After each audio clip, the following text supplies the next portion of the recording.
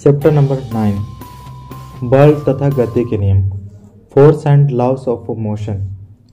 पिछले अध्याय में हमने वेग तथा त्वरण के आधार पर वस्तु की गति एक सरल रेखा में वस्तु की स्थिति के विषय में पढ़ा।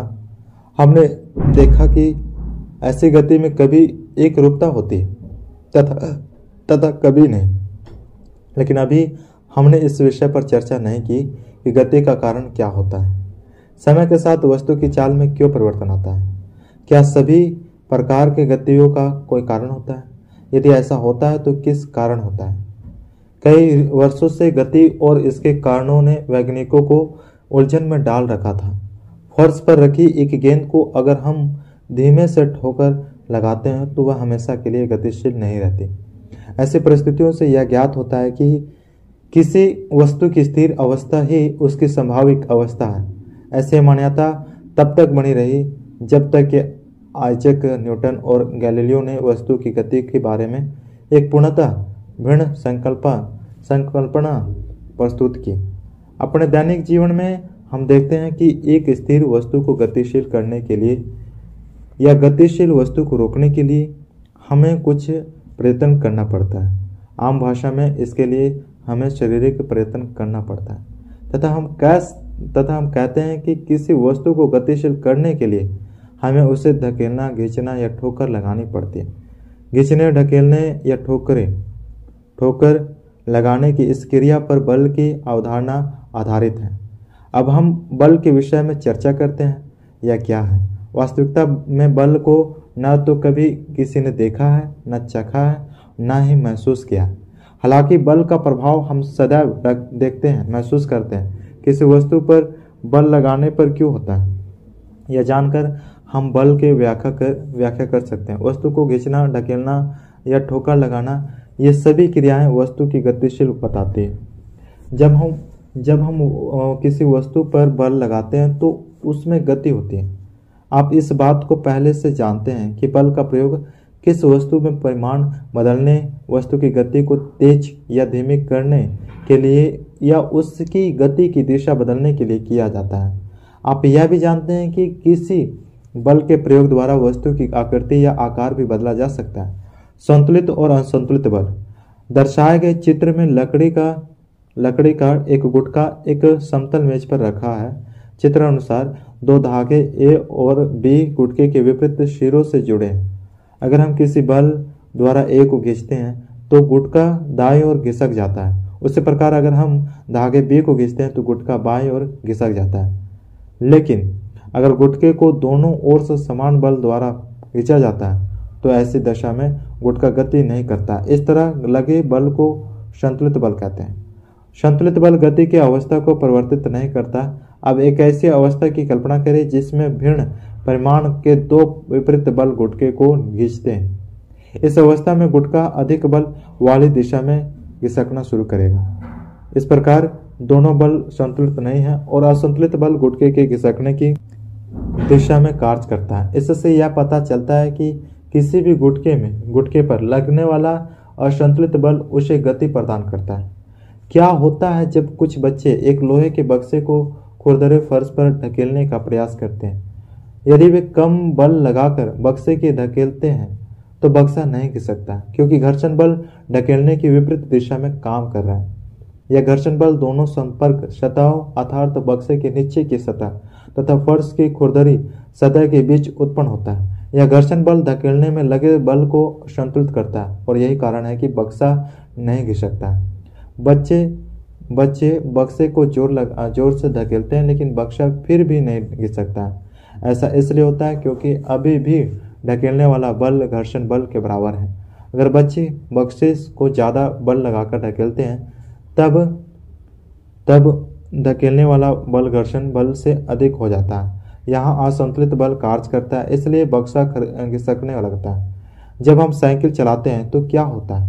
पैडल चलना बंद करने पर साइकिल की गति धीमी हो जाती है। ऐसा घर्षण बल की गति की दिशा के विपरीत दिशा में कार्य करने के कारण होता है। इसलिए साइकिल की गति को बनाए रखने के लिए हमें बार बार पैडल चलाना पड़ता है।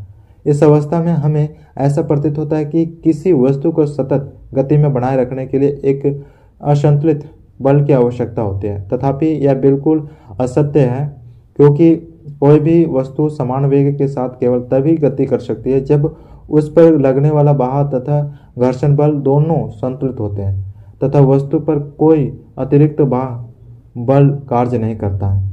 यदि जब किसी वस्तु पर असंतुलित बल लगाया जाता है तो उसकी गति या उसकी दिशा में परिवर्तन हो जाता है तथा अतः हम कह सकते हैं कि किसी वस्तु को त्वरित करने के लिए एक असंतुलित बल की आवश्यकता होती है और उसके वेग या गति की दिशा में तब तक परिवर्तन होता रहेगा जब तक यह असंतुलित बल उस पर कार्य करता रहेगा। तथापि यह बल हटा लेने पर वस्तु प्राप्त हुए वेग से गति करती रहेगी।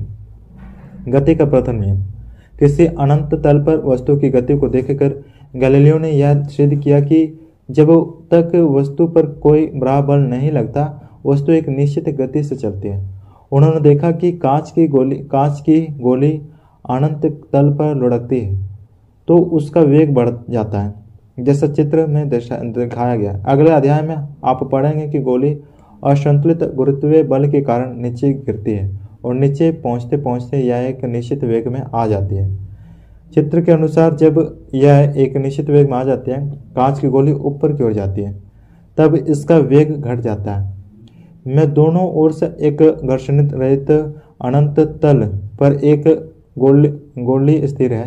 गैलीलियो ने तर्क दिया कि जब गोली को बाएं तरफ से लुढ़का जाता है तब यह ढाल पर नीचे की ओर लुढ़केगी तथा दाएं तरफ के अनंत तल पर उतनी ही ऊंचाई तक जाएगी जितनी ऊंचाई से उसे लुढ़काया गया था। यदि दोनों ओर के तलों के झुकाव समान हैं तो गोली उतनी ही ऊंचाई तक चढ़ेगी जितनी दूर तक की वह लुढ़की थी।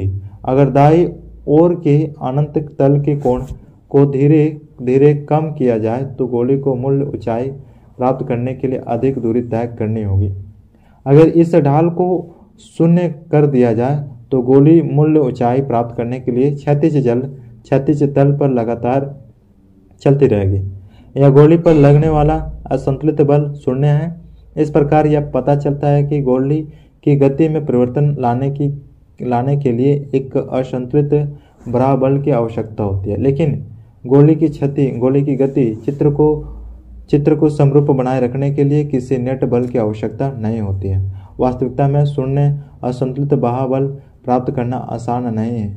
इसका कारण गति की विपरीत दिशा में लगने वाला घर्षण बल होता है। इस प्रकार व्यवहार में गोली गति दूर चलने के बाद स्थिर अवस्था में आ जाती है। घर्षण के प्रभाव को कम करने के लिए चिकनी कांच की गोली तथा चिकनी समतल का प्रयोग एवं समतल की सतह का चिकनाई युक्त पदार्थ लुब्रिकेंट का लेप किया जाता है। न्यूटन ने गैलीलियो के बल एवं गति के विचारों को आगे विकसित किया। उन्होंने वस्तु की गति के 3 मौलिक नियमों को प्रस्तुत किया। इन नियमों को न्यूटन के गति के नियम कहते हैं। गति का पहला नियम इस प्रकार है। सभी वस्तुएं अपनी स्थिर अवस्था या सरल रेखा में एक समान गति की अवस्था में बनी रहती है जब तक कि उस पर कोई बाह्य बल न लगाया गया हो। दूसरे शब्द में प्रत्येक वस्तु की अपनी गति की अवस्था में परिवर्तन का विरोध करती है। गुणात्मक रूप में किसी वस्तु के स्थिर अवस्था में रहने या समान वेग से गतिशील रहने की परिवर्तित जड़ को जड़त्व कहते हैं। इसी कारण से गति का पहला नियम जड़त्व का नियम कहलाता है। किसी गाड़ी में यात्रा करते समय होने वाले अनुभवों की व्याख्या गति के पहले नियम द्वारा की जा सकती है। सीट के सापेक्ष हम तब तक स्थिर अवस्था में रहते हैं जब तक कि गाड़ी को रोकने के लिए ब्रेक ना लगाई जाए। ब्रेक लगाए जाने पर गाड़ी के साथ साथ सीट भी स्थिर अवस्था में आ जाती है, परंतु जड़त्व के कारण हमारा शरीर गतिशील रहता है। अचानक ब्रेक लगने पर सीट के आगे लगे पैनल से हमें चोट भी लग सकती है। इसी तरह की दुर्घटनाओं से बचने के लिए हम सुरक्षा बेल्ट का उपयोग करते हैं जो हमारे आगे बढ़ने की गति को धीमा करती है। इसके विपरीत अनुभव हमें तब होता है जब हम बस में खड़े होते हैं तथा बस अचानक चल पड़ती है। ऐसी स्थिति में हम पीछे की ओर झुक जाते हैं। ऐसा इसलिए होता है क्योंकि बस के अचानक गति में आ जाने से हमारा पैर जो बस के फर्श के संपर्क में रहता है की गति में आ जाता है, लेकिन जड़त्व के कारण शरीर का ऊपरी भाग इस गति के विरोध करता है। जब कोई कार तेज गति के साथ किसी मोड़ पर मुड़ती है तो हम एक ओर झुक जाते हैं। इससे भी इसे भी जड़त्व के नियम से समझा जा सकता है। हमारा शरीर अपनी एक सरल रेखा रेखीय गति में रहना चाहता है। इंजन द्वारा कार की दिशा में परिवर्तन लाने के लिए एक असंतुलित बल लगाया जाता है। तब हम अपने शरीर के जड़त्व के कारण सीट पर एक ओर झुक जाते हैं। एक वस्तु तब तक अपनी स्थिर अवस्था में रहती है जब तक कि उस पर कोई असंतुलित बल नहीं लगाया जाता है। इसे निम्न गतिविधियों द्वारा दर्शाया जा सकता है। क्रियाकलाप 1, एक ही तरह के कैरम के गोटियों को एक के ऊपर एक रखकर ढेरी बनाएं, जैसा कि चित्र में दर्शाया गया है। एक स्ट्राइकर को अपनी अंगुलियों से तेजी से ढेर की सबसे नीचे वाली गोटी पर टकराई। आप देखेंगे कि केवल नीचे वाली गोटी ही शीघ्रता से ढेरी से बाहर आ जाती है तथा जड़त्व के कारण शेष गोटियां लंबवत दिशा में नीचे की ओर गिर जाती है। गैलीली का जन्म 15 फरवरी सन 1564 में इटली में स्थित पिसा शहर में हुआ था। गैलीलियो बचपन से ही गणित तथा प्राकृतिक दर्शन में रुचि रखते थे, परंतु उनके पिता विनोजो गैलीली उन्हें एक चिकित्सक बनाना चाहते थे। अतः गैलीलियो ने सन 1581 में चिकित्सा उपाधि प्राप्त के लिए पिसा विश्वविद्यालय में प्रवेश लिया। गणित में गहन रुचि के कारण वे इस पाठ्यक्रम को कभी पूरा नहीं कर पाए। सन 1586 में उन्होंने अपनी पहली वैज्ञानिकी पुस्तक द लिटिल बैलेंस लिखी। इस पुस्तक में उन्होंने एक तुला द्वारा पदार्थों के अपेक्षिक घनत्व को प्राप्त करने की आक्रमणी की विधि का वर्णन किया। सन 1579 में उन्होंने अपनी निबंध श्रेणी डी मोर्टनत समतल का प्रयोग करके किसी गिरती हुई वस्तु के गिरने की दर कम होने संबंधी अपने सिद्धांत का वर्णन किया। सन 1592 में उन्होंने वेनिस गणराज्य के पाडुआ विश्वविद्यालय में गणित के प्रोफेसर पद को संभाला। यहाँ भी वे लगातार गणित गतिज सिद्धांतों पर प्रक्षेपण करते रहे।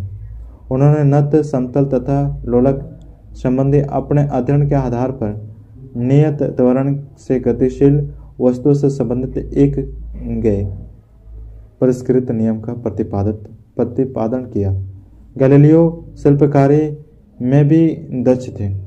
उन्होंने विभिन्न प्रकार के दूरदर्शी विकसित किए जिनकी प्रकाशिक दक्षता पहले के बने हुए दूरदर्शनियों से काफ़ी अच्छी थी। सन 1640 के आसपास उन्होंने प्रथम लोलक घड़ी की संरचना की।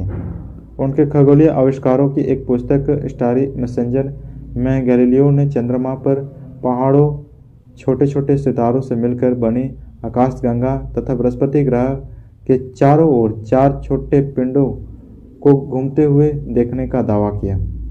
उन्होंने अपनी पुस्तकों डिस्कोर्स ऑन रोटिंग बॉडीज तथा letters on the sun support में सूर्य पर उपस्थित दबे के संदर्भ में अपने परीक्षणों का रहस्य उद्घाटन किया। अपने स्वयं के द्वारा निर्मित दूरदर्शी के प्रयोग द्वारा शनि तथा शुक्र ग्रह के निरीक्षण से गैलीलियो ने यह तर्क दिया कि सभी ग्रह सूर्य के चारों ओर कक्षीय गति करते हैं, न कि पृथ्वी के चारों ओर।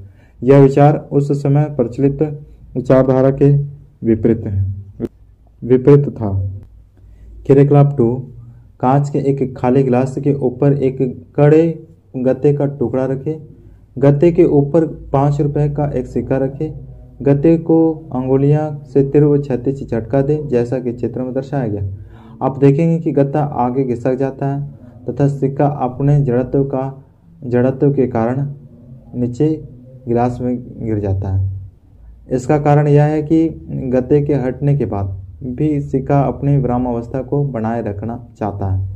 क्रियाकलाप 3, पानी से भरा एक गिलास किसी ट्रे पर रखिए। ट्रे को हाथ से पकड़कर तेजी से घुमाइए।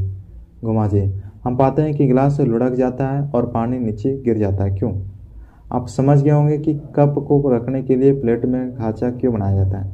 अचानक झटका लगने की प्रक्रिया में प्लेट का खांचा कप को गिरने से रोकता है। जड़त्व तथा द्रव्यमान। अभी तक दिए सभी उदाहरणों और गतिविधियों से पता चलता है कि सभी वस्तु अपनी गति की अवस्था में परिवर्तन का विरोध करती है, चाहे वह स्थिर अवस्था हो या गतिशील। वे अपनी मूल अवस्था को बनाए रखना चाहती है। वस्तु के इसी गुण को जड़त्व कहते हैं। क्या सभी वस्तुओं का जड़त्व समान होता है? हम जानते हैं कि कपड़ों से भरे बक्से को घिसका देने की अपेक्षा खाली बक्से को घिसकना आसान होता है। उसी प्रकार जब हम एक फुटबॉल पर किक लगाते हैं तो वह कुछ दूरी तक चली जाती है, जबकि अगर हम उतने ही बल से किसी स्थान से घिसके भी नहीं और ऐसा करते समय हमें चोट लग जाए। क्रिकेट में हम 5 रुपए के सिक्के की जगह पर हम 1 रुपए के सिक्के का प्रयोग करते तो हम देखते कि उस क्रिया को करने में हमें कम बल लगाने की आवश्यकता होती है। एक निश्चित बल ठेला गाड़ी की बजाय यदि किसी रेलगाड़ी पर लगाया जाए तो उसकी गति में न के बराबर परिवर्तन होगा। इस प्रकार हम कह सकते हैं कि रेलगाड़ी बराबर परिवर्तन होगा। इस प्रकार हम यह कह सकते हैं कि रेलगाड़ी का जड़त्व ठेला गाड़ी से अधिक है। उपरोक्त उदाहरण से यह स्पष्ट है कि भारी वस्तुओं का जड़त्व अधिक होता है। मात्रात्मक रूप से किसी वस्तु का जड़त्व उसके द्रव्यमान से मापा जाता है। अतः हम जड़त्व और द्रव्यमान को निम्न रूप से परिभाषित कर सकते हैं। जड़त्व वस्तु का वह प्राकृतिक गुण है जो वस्तु की स्थिर या गति की अवस्था में परिवर्तन का विरोध करता है। इस प्रकार किसी वस्तु के द्रव्यमान उसके जड़त्व की माप है। गति का पहला नियम यह सिद्ध करता है कि जब कोई असंतुलित बाह्य बल किसी वस्तु पर लगता है तो उसके वेग में परिवर्तन आ जाता है, अर्थात वस्तु त्वरण प्राप्त कर लेती है। अब हम देखेंगे कि किसी वस्तु का त्वरण वस्तु पर लगाए गए बल पर कैसे निर्भर होता है तथा उस बल को कैसे मापा जाता है। आओ अब हम कुछ दैनिक अनुभवों का अध्ययन करें। टेबल टेनिस खेलते समय यदि गेंद किसी खिलाड़ी के शरीर से टकराती है तो वह उस गेंद से घायल नहीं होता। यदि तेज गति से आती हुई क्रिकेट के गेंद किसी दर्शक को लगती है तो वह घायल हो सकता है। सड़क के किनारे खड़े किसी ट्रक से कोई दुर्घटना नहीं होती है, परंतु 10 ms-1 सेकेंड की गति से चल रही किसी ट्रक से कोई रास्ते में खड़ा व्यक्ति टकराता है तो वह उसकी मृत्यु का कारण बन सकता है।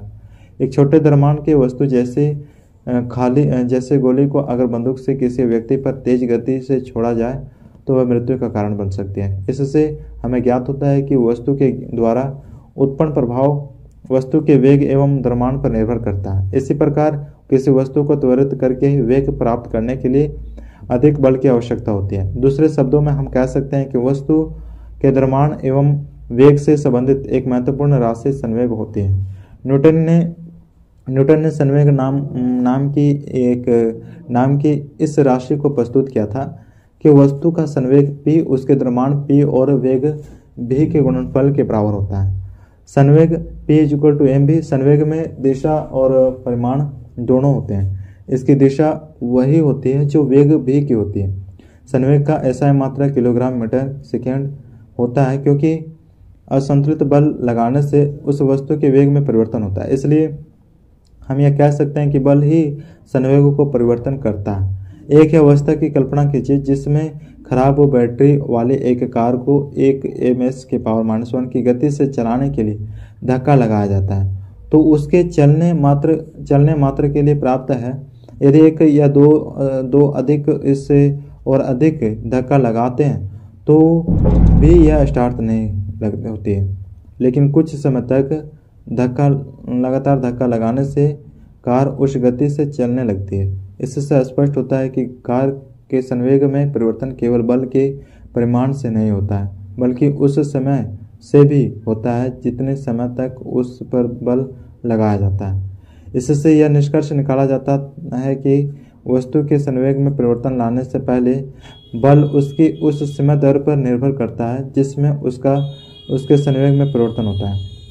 गति का दूसरा नियम यह बताता है कि किसी वस्तु के संवेग में परिवर्तन की दर उस पर लगाए गए असंतुलित बल की दिशा में बल के समानुपातिक होती है। गति के द्वितीय नियम के गणितीय गणना के अनुपातिक स्थिरांक है। द्रव्यमान और त्वरण के SI मात्रा क्रमशः kg और ms⁻⁻2 है। हम बल का मात्रक इस प्रकार लेते हैं कि स्थिरांक k का मान 1 हो जाता है। इस इकाई का बल को उस मात्रा के रूप में परिभाषित करते हैं जो 1 kg द्रव्यमान वाली किसी वस्तु में 1 ms⁻² का त्वरण उत्पन्न करती है, अर्थात 1 इकाई बल। इस प्रकार k का मान 1 हो जाता है। बल का मात्रा kg ms⁻² है। इसे न्यूटन भी कहते हैं, जिसे n द्वारा प्रदर्शित किया जाता है। गति के द्वितीय नियम से हम किसी वस्तु पर लगने वाले बल को माप सकते हैं। बल को उस वस्तु में उत्पन्न त्वरण तथा वस्तु के द्रव्यमान के गुणनफल से प्राप्त किया जाता है।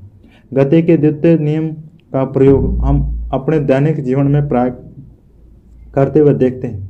क्या आपने क्रिकेट मैच के दौरान क्षेत्र रक्षक को तेज गति से आ रही गेंद को लपकते समय आपके हाथ को पीछे की ओर ले जाते हुए देखा है?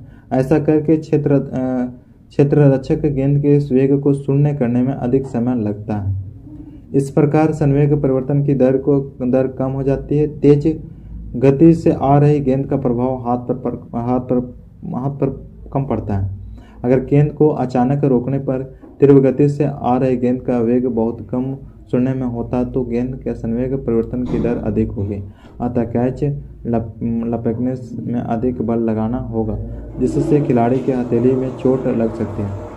ऊंची कूद में खिलाड़ियों को कुशाल या बाल पर कूदना होता है। ऐसा खिलाड़ियों के छलांग के बाद गिरने के समय को बढ़ाने के लिए किया जाता है। इस स्थिति में संवेग परिवर्तन की दर कम होती है। कराटे का एक खिलाड़ी जैसे एक ही झटके में बर्फ की एक सिली को तोड़ देता है। गति की द्वितीय नियम के गणितीय सूत्र के उपयोग से गति के प्रथम नियम को प्राप्त किया जा सकता है। गति का तृतीय नियम। पहले दोनों गति के नियमों से हमें पता चलता है कि गति प्रयुक्त बल से वस्तु की गति की अवस्था में परिवर्तन आता है तथा इनसे हमें उस बल को मापने की विधि भी प्राप्त होती है। गति के तीसरे नियमानुसार जब एक वस्तु द्वारा दूसरी वस्तु पर बल लगाया जाता है तब दूसरी वस्तु भी पहली वस्तु पर तार्क्षणिक बल लगाती है। ये दोनों बल परिमाण में सदैव समान लेकिन विपरीत दिशा में होते हैं। इसका अभिप्राय यह है कि बल सदैव युगल रूप में होते हैं। ये बल कभी एक वस्तु पर नहीं है कि बल सदैव युगल रूप में होते हैं। ये बल कभी एक वस्तु पर नहीं बल्कि दो अलग अलग वस्तुओं पर कार्य करते हैं। फुटबॉल खेलते समय हम गेंद को किक मारने के क्रम में विपक्षी टीम के खिलाड़ी से टकरा जाते हैं। इस क्रम में दोनों खिलाड़ी एक दूसरे पर बल लगाते हैं, तब दोनों ही खिलाड़ी चोटिला हो जाते हैं। दूसरे शब्दों में किसी एकल बल का अस्तित्व नहीं होता है, बल्कि ये सदैव युगल रूप में होते हैं। इन दोनों विरोधी बलों को क्रिया तथा प्रतिक्रिया बल कहा जाता है। मान लीजिए कि दो स्प्रिंग तुलाएं एक दूसरे से जुड़ी हैं, जैसा कि चित्र में दिखाया गया है। तुला Y का एक सिरा दीवार से जुड़ा हुआ है। जब तुला X के खुले सिरे पर बल लगाया जाता है तब हम देखते हैं कि दोनों तुलाएं एक ही मान दर्शाती हैं, अर्थात तुला X अक्ष द्वारा तुला Y पर प्रयुक्त बल तुला Y के द्वारा तुला X पर लगाए गए बल के परिमाण में समान है, परंतु इन दोनों बलों की दिशाएं आपस में विपरीत है। तुला X के द्वारा तुला Y पर लगाया गया बल की क्रिया है, जबकि तुला Y द्वारा तुला X पर लगाया गया बल प्रतिक्रिया है। अतः गति के तीसरे नियम को इस प्रकार भी व्यक्त किया जाता है, किसी भी क्रिया के लिए ठीक उसके समान किंतु विपरीत दिशा में प्रतिक्रिया होती है। यद्यपि यह याद रखना जरूरी है कि क्रिया और प्रतिक्रिया बल सदैव दो अलग अलग होते हैं, वस्तुओं पर कार्य करते हैं। मान लीजिए कि आप स्थिर अवस्था में हैं और सड़क पर चलना प्रारंभ करते हैं। दूसरे नियम अनुसार इसके लिए एक बल की आवश्यकता होती है, जिससे आपके शरीर में त्वरण उत्पन्न होता है। यह बल कौन से है? क्या यह पेशे बल है जो आपके द्वारा सड़क पर लगता है? क्या यह बल उसी दिशा में लगता है जिस दिशा में हम आगे बढ़ते हैं? नहीं, हम नीचे पृथ्वी की सतह को बल लगाकर अपने पैरों से पीछे धकेलते हैं। सड़क भी हमारे पैर पर उतना ही प्रतिक्रिया बल विपरीत दिशा में लगती है जिसके कारण हम आगे बढ़ते हैं। यह जानना जरूरी है कि यद्यपि क्रिया और प्रतिक्रिया बल मान में हमेशा समान होते हैं, तथापि ये बल एक समान परिमाण के त्वरण उत्पन्न नहीं कर सकते, क्योंकि दोनों बल अलग अलग द्रव्यमानों की वस्तुओं पर कार्य करते हैं। बंदूक से गोली छोड़ने की स्थिति में गोली पर बंदूक के द्वारा आगे की ओर एक बल निरूपित होता है। गोली भी बंदूक पर परंतु विपरीत दिशा में समान प्रतिक्रिया बल लगाती है। इससे बंदूक पीछे की ओर प्रतिक्षेपित होती है। चूंकि बंदूक का द्रव्यमान गोली के द्रव्यमान से बहुत अधिक होता है, इसलिए बंदूक में उत्पन्न त्वरण गोली में उत्पन्न त्वरण से काफ़ी समय कम होता है। एक नाविक के द्वारा नाव से उतरने की अवस्था में भी गति के तीसरे नियम को दर्शाया जा सकता है। नाविक आगे की ओर पाँव को करके उतरता है तो नाव पर लगने वाले प्रतिक्रिया बल नाव को पीछे की ओर ढकेलता है। क्रियाकलाप 4। दो बच्चों को पहिए वाली गाड़ी पर खड़ा होने के लिए कहिए। चित्र में जिस प्रकार दिखाया गया है, उन्हें बालू से भरा थैला दे दें। अब उन्हें क्या बालू के थैले को फेंकने क्रिया के कारण वे दोनों तार्किक प्रतिक्रिया का अनुभव करते हैं। गाड़ी के पहिए पर कोई सफ़ेद निशान लगा दे ताकि जब वे दोनों बच्चे थैले को लपकाएं तो गाड़ी की गति का अवलोकन किया जा सके। अब दो बच्चों को ऐसी एक गाड़ी पर तथा एक अन्य बच्चों को दूसरी गाड़ी पर खड़ा कर दे। आप यहाँ गति के द्वितीय नियम को देख सकते हैं, क्योंकि इस स्थिति में यह बल अलग अलग त्वरण उत्पन्न करेगा। संरक्षण के नियम। संरक्षण के समस्त नियमों जैसे संवेग, ऊर्जा, कोणीय संवेग, आवेश आदि के संरक्षण को भौतिकी में मौलिक आधारभूत नियम माना जाता है। ये सभी नियम प्रायोगिक परीक्षणों पर आधारित है। यह याद रखना आवश्यक है कि इन्हें प्रमाणित नहीं किया जा सकता। इन्हें प्रयोगों के द्वारा ही सत्यापित या खंडित किया जा सकता है। किसी भी संरक्षण नियम के प्रयोग के अनुकूल परिणाम उस नियम को सत्यापित तो करते हैं, लेकिन उसे सिद्ध नहीं करते। दूसरी ओर यदि एक भी प्रयोग के परिणाम इस नियम के विरुद्ध हो तो यह उस संरक्षण नियम को खंडित करने के लिए प्राप्त है। संवेग संरक्षण का नियम विभिन्न प्रकार के निरीक्षणों एवं प्रयोगों के पश्चात लगभग 3 शताब्दी पूर्व प्रतिपादित किया गया था। इस नियम को खंडित कर सकने वाली किसी स्थिति का अभी तक कोई अनुभव ज्ञात नहीं है।